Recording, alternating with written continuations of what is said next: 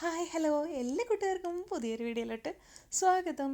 അപ്പോൾ നമ്മുടെ കയ്യിൽ നെയിൽ പോളിഷൊക്കെ ഉണ്ടെങ്കിൽ ചിലപ്പോൾ പെട്ടെന്ന് തീർന്നു പോയിട്ടുണ്ടാവും അല്ലേ, നമ്മൾ അറിയാതിരിക്കുന്നുണ്ടാവില്ലേ, കട്ട പിടിച്ചിട്ടോ അല്ലെങ്കിൽ ഭംഗിയായിട്ട് ഇടാനൊക്കെ ഇല്ലാതൊക്കെ ഇരിക്കുന്നുണ്ടാവും. അപ്പോൾ നമുക്ക് എവിടെയെങ്കിലും എന്തെങ്കിലുമൊക്കെ ഫംഗ്ഷനൊക്കെ പോകുമ്പോഴൊക്കെ ആയാലും നെയിൽ പോളിഷ് തീർന്നു കഴിഞ്ഞാൽ എങ്ങനെ നമുക്ക് പെട്ടെന്ന് തന്നെ നെയിൽ പോളിഷ് നമുക്ക് ഇഷ്ടമുള്ള കളറിൽ ചെയ്തെടുക്കാം എന്നുള്ളതാണ് കേട്ടോ വീഡിയോ ആയിട്ട് നമ്മൾ ചെയ്യുന്നത്. അപ്പോൾ ഞാനിപ്പോൾ ട്രൈ ചെയ്ത് നോക്കിയിട്ട് സക്സസ് ആയിട്ടുള്ള വീഡിയോ ആണ്. ഓൾറെഡി ഞാൻ ഈ ഒരു വീഡിയോ ചെയ്തിട്ടുണ്ട് കേട്ടോ.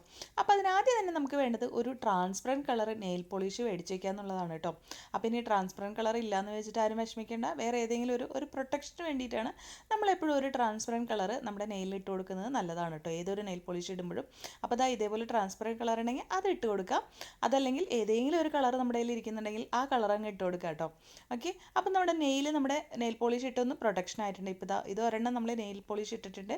ഇനി നമ്മൾ നെയിൽ പോളിഷ് ഇല്ലാത്ത എങ്ങനെയാണെന്നാണ് കേട്ടോ നോക്കുന്നത്. അപ്പോൾ അതിനാദ്യമായിട്ട് കഴിഞ്ഞ ഒരു നെയിൽ പോളിഷിൻ്റെ ബ്രഷ് എടുക്കാം. ഇനിയിപ്പോൾ നെയിൽ പോളിഷിൻ്റെ ബ്രഷ് ഇല്ലെങ്കിലും കുഴപ്പമൊന്നുമില്ല കേട്ടോ, നമ്മുടെ പെയിൻറ്റ് ചെയ്യുന്ന ബ്രഷില്ലേ അതെടുത്താൽ മതി കേട്ടോ. അതിനുശേഷം നമ്മൾ എടുക്കുന്നത് എന്താണെന്നറിയോ, നമ്മൾ പെയിൻറ്റ് ചെയ്യാനൊക്കെ യൂസ് ചെയ്യുന്ന നമ്മുടെ ആക്രിലിക് പെയിൻറ്റില്ലേ, ഇതാണ് എടുക്കുന്നത്. അപ്പോൾ ഞാൻ കുറച്ചധികം കളേഴ്സ് തന്നെ നെയിലിൽ പല ഫിംഗേഴ്സിലും പല കളേഴ്സ് ഇട്ടിട്ട് കാണിക്കാം കേട്ടോ. അപ്പോൾ ആദ്യം തന്നെ നമ്മൾ ഗോൾഡൻ കളറാണ് എടുക്കുന്നത്. നമ്മുടെ സാധാരണ ആക്രിലിക് പെയിൻ്റ് ആണ് കേട്ടോ. നമ്മുടെ കയ്യിലുള്ള ഏത് പെയിൻ്റ് ആയാലും കുഴപ്പമൊന്നുമില്ല കേട്ടോ. വാട്ടർ പെയിൻ്റ് ഒന്നും പറ്റില്ല. ആക്രിലിക്കോ ഫാബ്രിക് പെയിൻറ്റോ അങ്ങനെ ഏത് പെയിൻ്റ് ആണെങ്കിലും കുഴപ്പമില്ല. അതെടുത്തിട്ട് നമ്മളിതാ നമ്മുടെ ഫിംഗറിലോട്ട് ഇട്ട് കൊടുക്കുക കേട്ടോ. അപ്പോൾ ഈ ഒരു അക്രിലിക് പെയിൻറ്റ് ഇടുമ്പോൾ അധികം നമ്മുടെ നെയിലിനൊന്നും പ്രശ്നം ഉണ്ടാവാണ്ടിരിക്കാനാണ്. കുറച്ചധികം നാൾ നമുക്ക് ഇടുകയാണെങ്കിൽ അതിനും കൂടി വേണ്ടിയിട്ടാണ് നമ്മൾ ആ ഒരു ട്രാൻസ്പെറൻറ്റ് കളർ ഇട്ട് കൊടുത്തത് കേട്ടോ. അപ്പോൾ ഇതാ ഒരു കൈമ അതാ മജന്ത ഇട്ട് കൊടുത്തിട്ടുണ്ട്. ഓക്കെ, അതേപോലെ തന്നെ പല കളർ അക്രിലിക് കളേഴ്സ് ഇട്ട് കൊടുക്കുകയാണ് കേട്ടോ. ഓക്കെ, അപ്പോൾ ഇനി ഇതാ ഒരു പർപ്പിളും കൂടെ നമുക്ക് ഇട്ട് കൊടുക്കാം കേട്ടോ. അതാ കേട്ടോ, അപ്പോൾ ഈ ഒരു കളറാണ് എനിക്ക് വേണ്ടിയിരുന്നത്. അപ്പോൾ ഞാൻ ഇതാണ് ആദ്യം ട്രൈ ചെയ്ത് നോക്കി കേട്ടോ. അപ്പോൾ കുറേ മുന്നേ നമ്മൾ ഡീറ്റെയിൽ ആയിട്ടൊരു വീഡിയോ നമ്മൾ ഇട്ടിട്ട് കേട്ടോ. അപ്പോൾ ഇനി കുറേ പേര് കാണാത്തവരൊക്കെ ഉണ്ടാവുക. അപ്പോൾ അതുകൊണ്ടാണ് നമുക്ക് ഒന്നുകൂടെ നമ്മളിത് ചെയ്ത് കേട്ടോ. അപ്പോൾ ഇതേപോലെ നമുക്ക് നമ്മുടെ കയ്യിൽ ആക്രിലിക് പെയിൻറ്റ് ഉണ്ടെങ്കിൽ നമുക്ക് അടിപൊളിയായിട്ടുള്ള നെയിൽ പോളിഷ് നമുക്ക് ഉണ്ടാക്കിയെടുക്കാം. ഇനിയിപ്പോൾ നമ്മുടെ കയ്യിൽ ട്രാൻസ്പെറൻറ്റ് കളർ ഇല്ലെങ്കിൽ ഏതെങ്കിലും ഒരു കളർ ഉണ്ടെങ്കിൽ അതങ്ങ് താഴെ അടിച്ചു കൊടുക്കുക. എന്നിട്ട് അതിൻ്റെ മുകളിൽ നമുക്ക് ഇഷ്ടമുള്ള ആക്രിലിക് പെയിൻറ്റ് നമ്മുടെ ഡ്രസ്സിന് മാച്ചായിട്ടോ അല്ലെങ്കിൽ നമുക്ക് ആവശ്യമുള്ള കളർ ഉണ്ടല്ലോ അത് അടിച്ചു കൊടുക്കുക കേട്ടോ. ആക്രിലിക് പെയിൻറ്റോ ഫാബ്രിക് പെയിൻറ്റോ എന്താണെങ്കിലും മതി കേട്ടോ. ഇനി വാട്ടർ കളറൊക്കെ ആണെങ്കിൽ നമുക്ക് എന്തായാലും ട്രാൻസ്പെറൻറ്റ് കളർ നെയിൽ പോളിഷ് ആവശ്യമാണ്. അതായത് ഇതേപോലെ കേട്ടോ, ഇതാണ് നമ്മളെ റിയൽ നെയിൽ പോളിഷ്. പിന്നെ നമ്മൾ ഇതിപ്പോൾ പെയിൻറ്റ് വെച്ച് ചെയ്തതാണ് കേട്ടോ.